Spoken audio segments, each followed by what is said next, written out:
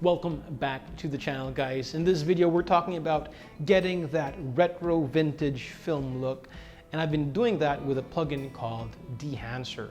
I want to be transparent. Dehancer reached out to me and asked me if I'd like to review their program, to which I said, of course. It's a program that allows me to shoot like I was shooting on film, and I love that look. If you know my previous work, I've got a thing with that retro vintage look. So I said yes, but this is not paid. This is my honest to God opinion on the program. Having said that, what is Dehancer? Dehancer is a plugin for photo editing programs or video editing programs, and it emulates film.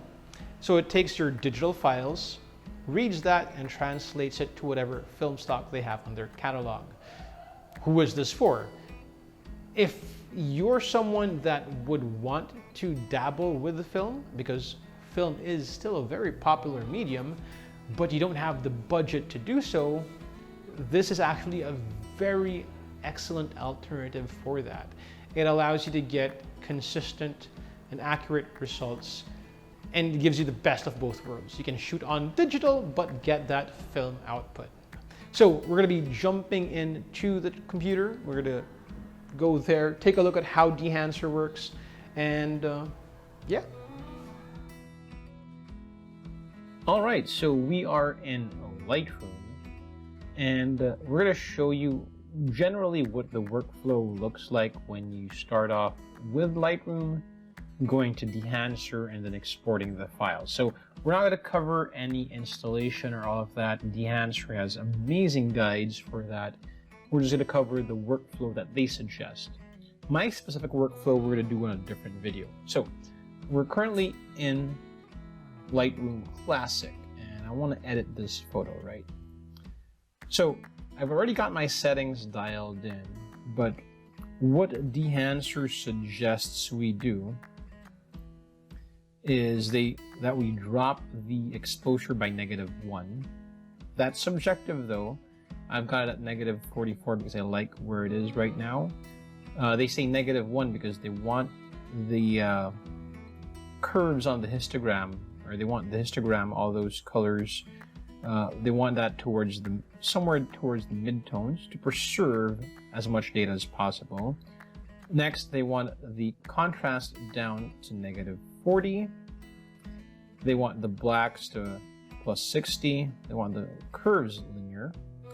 They also want us to remove any sharpening or any denoise. So noise reduction, luminance, and color. By default, color has, I think, 25. We want to bring that to 0. Sharpening has about 40. We want to bring that back down to 0. And yeah, that's about it. Now, once we've got that dialed in, what we want to do is right-click, go to Edit In, and then we select Dehancer Lightroom.exe.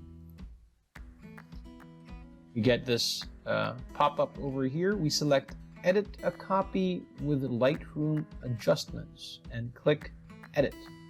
So what that does is it creates a TIFF file, a duplicate file, and then brings it into Dehancer. So once that loads up, as you can see, it has my last edit selected. We don't want any of this. We want to start from scratch. I'm going to select original. But just to give you a quick overview, up top here, we have our profiles and presets. The presets are basically like your one-stop edits. Like I have a setting here for Fuji Color Pro 400H. I put my blend as part of the file name because I have it down to certain settings. I've got the settings dialed into how I want it. So if we click on that, it gives us this image. Not what I want for this image, but that's what the presets tab gives you. The profiles will be the important part we'll visit. That's where all the film profiles are. We'll get to that in a second. We have this basically hides the left panel. We have our settings tab. We have our restore last use settings. We have our reset undo, and then redo, right? Over here, we have this, which gives us our histogram. I'm not sure why it's not displaying anything. Let's see if we put edits. There we go. So we've got our histogram down here. Let's switch that off. Oh, sorry, no, that's a preview, before and after. We just switch off the histogram. And then we have our 1:1. And then we can zoom back out full screen or full image. And then to the right, we have all the important settings that we have to go through. Cancel just cancels out any edits and exits back to Lightroom. And then OK locks in our edits.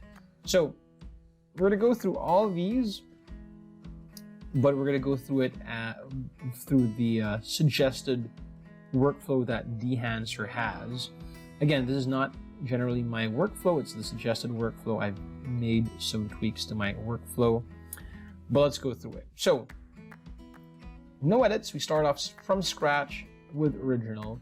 The first thing that Dehancer wants us to do is to go through and adjust the source corrections, or go through source over here. And if we want to go through exposure compensation, change the temperature, adjust the tint, and all of that, this is where we get to do that. There's a few other controls in other sections regarding like exposure compensation and whatnot, but it affects the colors don't render quite the same. But anything we want to do here, this is basically where we lock in our base settings, okay? Now from there, they want us to go and choose a film profile. So first of all, I'm probably going to bring this down just a tad bit, right? Now they want us to go select our film profile, which is probably the most important section of Dehancer, because if we go here to profiles and put a check right here, it gives us access to all the film emulation profiles that they have, and you know, selecting one from here really like changes everything from contrast to colors to how it handles the shadows and the highlights based on that film profile. So what I usually do is they have the film types selected here, categorized. What I usually do is I go for color negative film. And for this shot, I will probably go for Kodak Gold 200, right? Now we have push-pull options here, push-pull EV. This isn't exposure compensation, but it has to do with the color contrast. So if you look at the image here, if we go -2, it gives us a cooler image. And if we go +2, it gives us a sort of a warmer image, right? I want it right where it was. Actually, I'm going to revisit the exposure. Maybe I want that. No, we'll keep it back at a -10. Yeah. All right. Next, from there, they want us to go to the expand setting. So expand is down here. It's the third section. And this allows us to adjust the black point and white point. So if your image is looking dark, this is probably where you want to go down and bring that white point down. It shifts the white point so the image looks brighter. And we can do a bit of a before, after. And then we want to kick this up, probably just a smidge. There. Now the reason we do this here, we don't have a lot of contrast coming into Dehancer. The suggested settings makes it as flat as possible so that it retains as much data. And then when we select the film profile, it runs the algorithm to apply that film profile but we don't really have that contrast yet. I mean, sometimes it will have a lot of contrast, but we can adjust it here. So after expand, it brings us to the next interesting thing, which is print. So print is interesting because it simulates or emulates what it would look like, what the photo would look like if we printed it out. And let me just go ahead and give that a check here, activate that. It has by default Kodak Endura glossy paper, right? And there's not much of a difference. If we turn that off, slight, but not that significant. What's interesting is that the three other profiles, actually there's four other profiles: linear, Cineon film log, Fujifilm 3513 print film, and Kodak 2383 print film. Linear doesn't really do much, makes it look really flat. Cineon film log, if you're familiar with video, it looks like a log profile. It really goes flat, right? We don't want that. What's interesting is the other two, Fujifilm and Kodak. Because if you look at Kodak 2383 print film, there we go. Very different. So let's go before and after. So it's emulating what it would look like if you printed with Kodak 2383 print film. Now if you go to Fujifilm 3513 print film, again, a different take on the image, different color, different tones, different contrast. Here's a before, here's an after. So for this image, I'm going to stick with Fujifilm 3513 print film. You can adjust things here, like the target white. You can make things warmer or cooler. I think I'm going to want a bit of a warmer. Yeah, I'm going to go negative to really warm things up a bit there. We can also adjust the exposure, again, different from the source. If we go adjust the exposure here, very different if you drop it to -3 versus over here, it handles things really differently. So this has to do more with the print medium. We can add a bit of contrast actually. I mean, see, yeah, there we go. Perfect. So from here, they want us to revisit the expand tool, because given whatever we select there, we might not like how things turn out. Like this section is really bright. I want to see if I can try to save that. So let's dial that back just a smidge. Now, you know what? I think it was better before, so we'll leave it at that. So after revisiting the expand tool, they want us to go to the color head. Now this is something that I'm not familiar with, because this deals with the printing and it allows us to shift the tones on the printer. So it's emulating what it would look like if you shift certain tones, hues on the printer, following a CMY color head, so to speak. I'll activate that to give you to show you what it does, but it can shift the yellows and the blues. So if you go yellow, gives you more of a yellow hue, blue gives you more blue. Same with magenta and green, and cyan and red. And then it allows you to shift the tones of the shadows, the midtones, and the highlights. So if you want your shadow tones to be cooler or warmer, you can do that here. Same with your midtones, cooler, warmer, and your highlights, cooler or warmer. So for the highlights, touching this. I don't normally touch this, but you can if it's something you like to, to fiddle around with, or if it's something you're familiar with, but I don't do that. Now, lastly, they go through what they suggest is to enable additional effects. So that's your film grain, halation, and bloom. These are really interesting.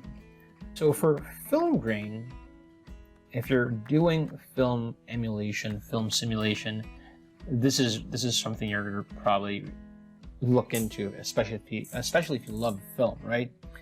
The thing is, this is a digital image, and what they've done is when you go into other programs and select film grain, it usually just slaps like an overlay or a filter above your image to simulate film grain.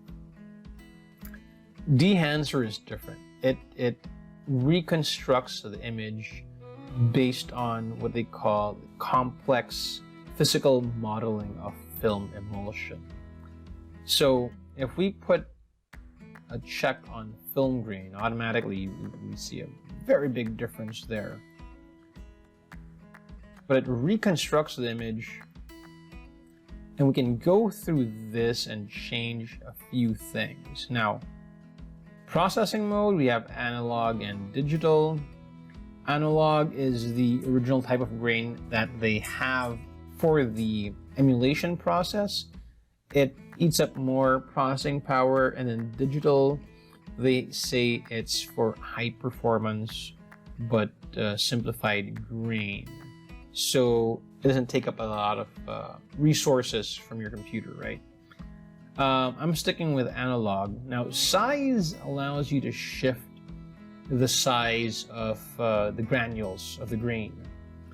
And if we go over here, we can see that that changes a lot, right? Versus if we drop it down to 1, we got really nice, fine grain. The amount corresponds to how much grain we want. We can really kick that up really high. Nope, no thank you, that's not for me. And then we can keep that at 20. Shadows, midtones, and highlights allow you to control the grain specifically within the shadows, midtones, and highlights. I don't like having a lot of grain on the midtones, so we'll reduce that. So here's a bit of a before rendering, and then after that. Color, it adjusts the variance on color within the grain. So if you go to 100, we get more shifting in color within the grain. Oh, I'm sorry, I forgot to cover resolution here. Resolution, what that does is if we keep it to 100, it'll retain the image's original resolution or sharpness. So you can see a lot of the details, right? If we drop it back to 50, we lose some of that detail. So there we go. Now for film grain, you can also shift negative to positive, right? And positive gives you a finer look on that grain. Not as noticeable. Here's a before, and here's the after. I'm not a big fan of grain though, so I'm probably not even going to use this for this image. We're just going to shut that off. Awesome. So halation and bloom comes up from the imperfections on the lens design. And for us to get that, we usually put a filter on the lens, what they call a mist filter. And it reduces the contrast, the sharpness, and gives us a bit of halation and bloom, depending on how strong of a mist filter we put on there. So the halation is more of that halo effect, and bloom is more on those light sources. So let me give you an idea here. If we turn on halation, there we go. You can see around the edges here, we get that red-ish, orangish shift. It's sort of like chromatic aberration, but it's in high contrasting edges. Now we can adjust the source, background gain, smoothness, local diffusion, and all that. Actually, let's go through that one by one. The source defines the minimum light source brightness of the halation. So the default is 0, meaning that even the weakest source is able to produce halation. Kick that over to like, say 20, right? So we lose the halation on the other parts, but we get the halation is retained here on this bright area, right? We bring that back to 0. Everything has halation where available. So we can play around with the settings here. I'm going to probably keep the diffusion at 20. No, see, if we kick up the diffusion, we get this. Not really what I want. So I'm going to probably keep the diffusion at 15. I don't want the halation to be that strong, so I'll bring it back down to 30 maybe. And cut down the impact to something like 65, right about there. So it's subtle, but not that strong. If I turn it off, see what I mean? It's there, but it's not that prominent. Actually, let me bring that back up to 70. All right, there we go. Now for bloom, if we activate that, there we go. We get that nice diffusion on the light sources. So if we go in here and let's cut down, because I like to have some bloom, but let's cut down the diffusion to something like 35. Cut down the amplification to 25. Just a smidge. There we go. So you get that bloom effect over there. And let's look at a before. This is what the shot looked like, bringing it in from Lightroom, and after, right? So when we're happy with our edits, we hit OK, and what that does is it should bring us back to Lightroom. And there we go. There is our edits. We can go into develop. If we want to make any further changes, we can do so here.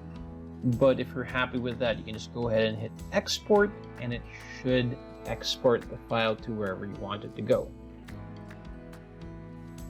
So we've got, here we go. Here's a nice shot over here. So let's go ahead and crop that just a bit, right? Let's go fix that levels on that. And that looks about right.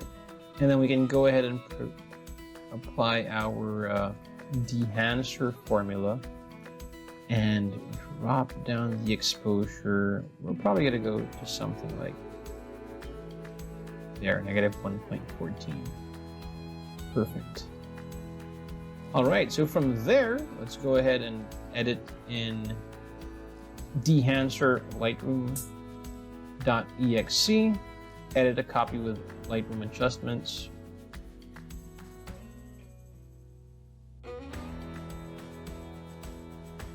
And there we go. It brings us back in with our last edits, which actually looks pretty okay. There we go. That actually looks good. You can always go back to your original and start from scratch, which we'll do here. Oh wow, that's very interesting. Let's go with a Role CN200.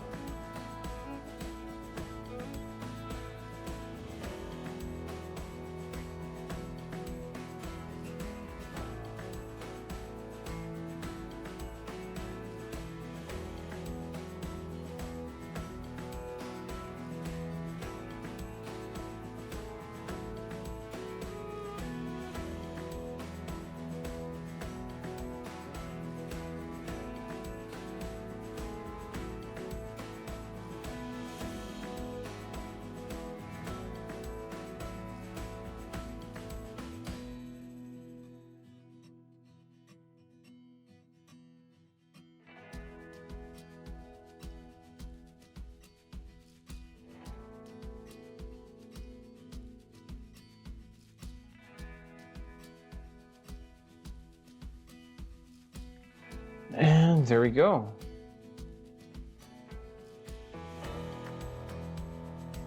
Let's hit OK on that. And there is our file.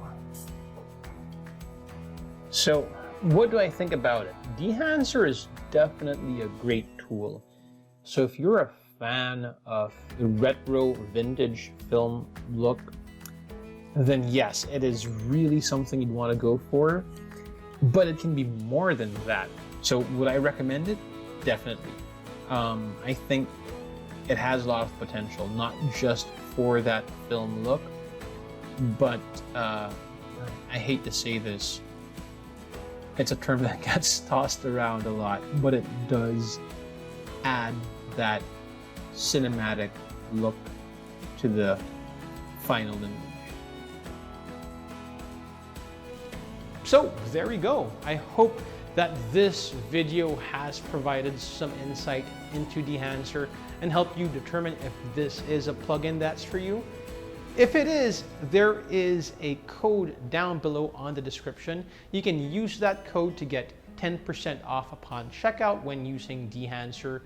And yeah, in the next video, I'll be talking about my specific workflow with Dehancer. So I'll see you around until the next video. Cheers.